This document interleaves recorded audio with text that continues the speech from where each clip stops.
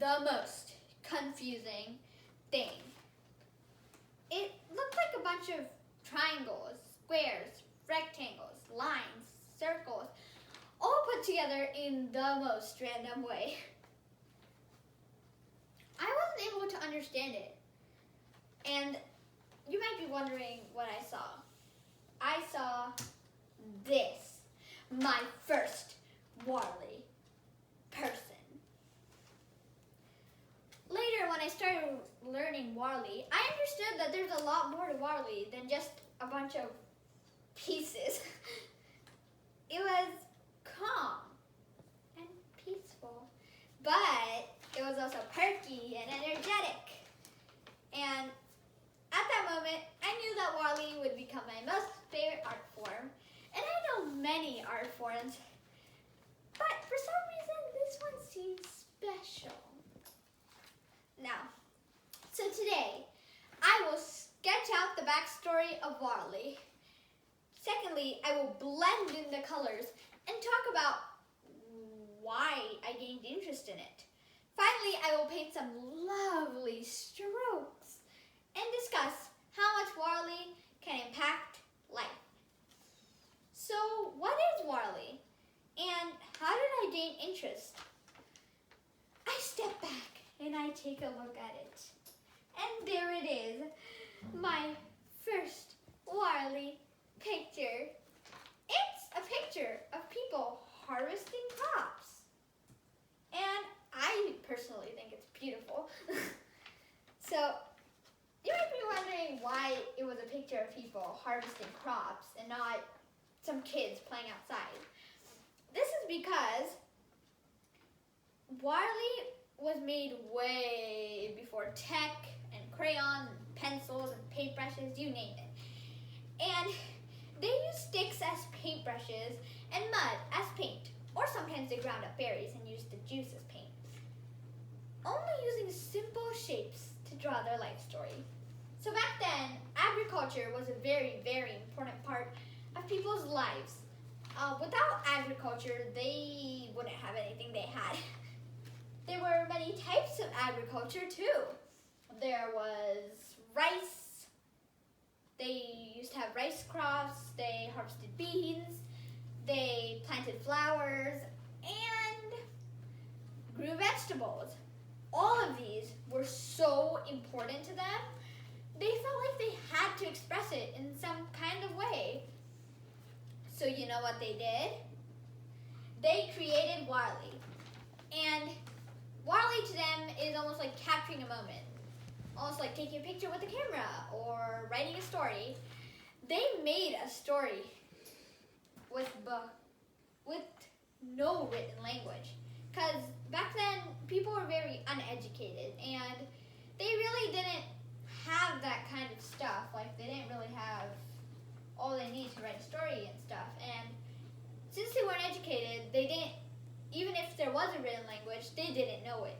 So, what they do is they would draw little silhouettes and they would be pictures that represented life stories. So, they drew Wall-E on walls and on their houses.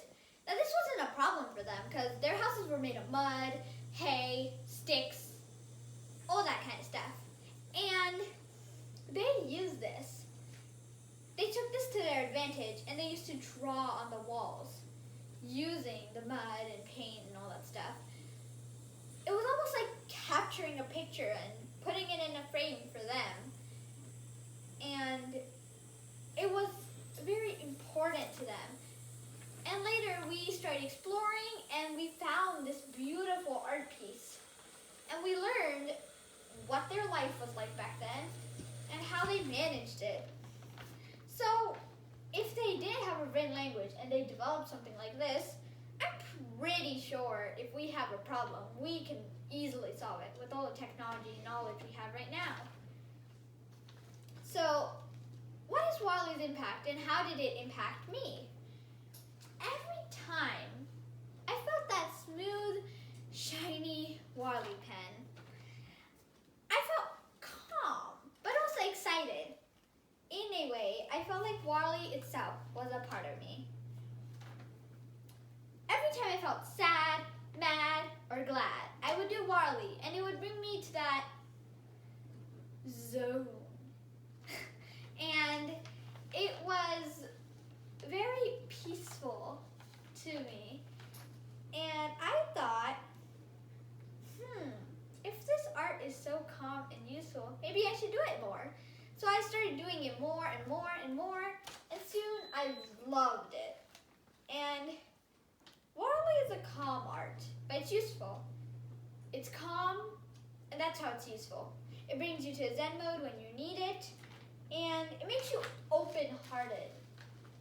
This little silhouette may look like, I don't know, a bunch of black shapes put together, but what makes you open-minded is when you look at it, you see life in it.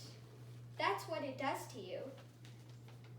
And if I had to choose only one activity to do, I would probably choose Warley.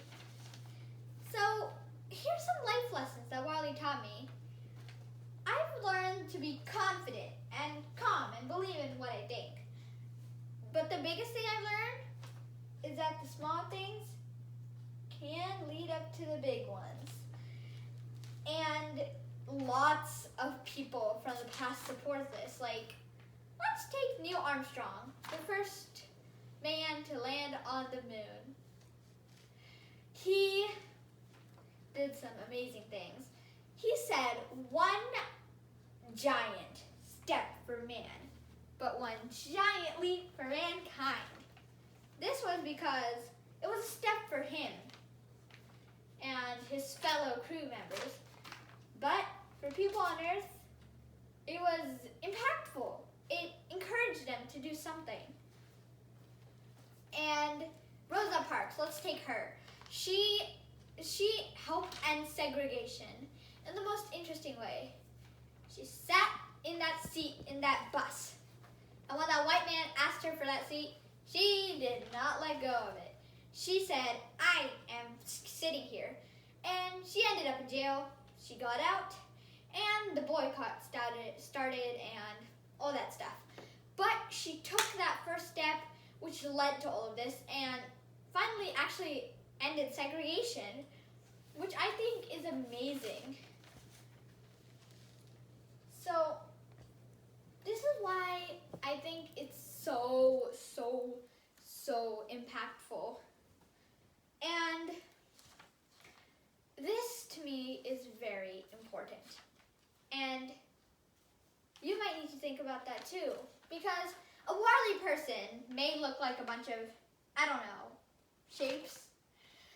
But the thing is, those small shapes put together can lead up to something as beautiful as this.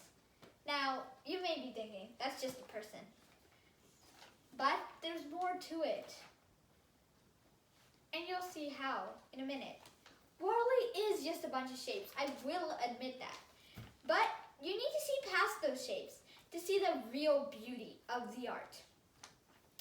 All you need to draw Warley is not a pen and a paper and a pad and a pencil and all that stuff. It's passion, perseverance, and patience.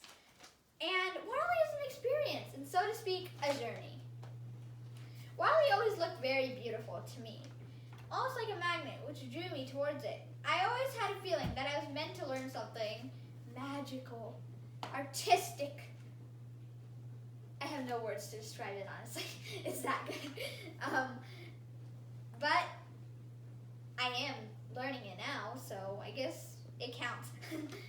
When I started working on Warley drawings, it always felt like the art was a part of me. I could always feel the smooth, shiny pen skate across that paper. It was always very satisfying to draw. But this was a new type of satisfying, one that changed me for the best. Warley taught me something very important. It's that little things can make the biggest difference. And you just need to do the little things with a big heart. And there you have it. Warley is an amazing Indian art that can be done by anyone. Now, it was a folk and tribal art back then, but Those people developed it so well.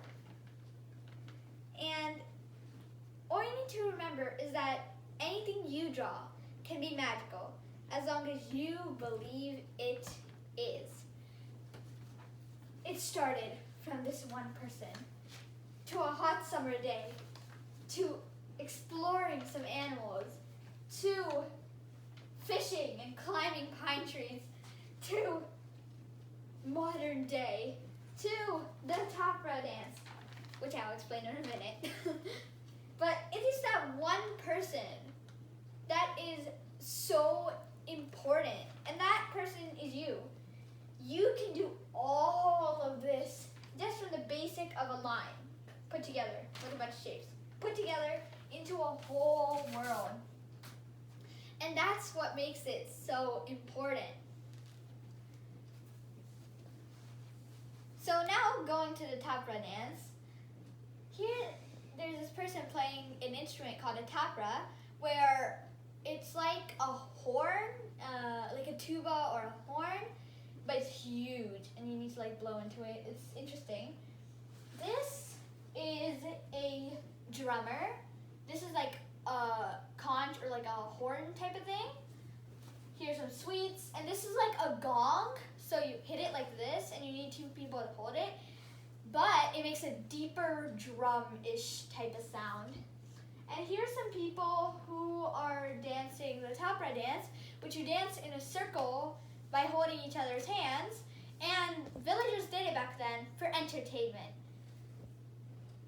After they faced all this hard work, they used to do so many things. And that's what really matters. So next time you want to do something, think about this. I hope you want to start Warley so that you can explore something new in it too. And I hope I gave you something to go home with and think about. Thank you.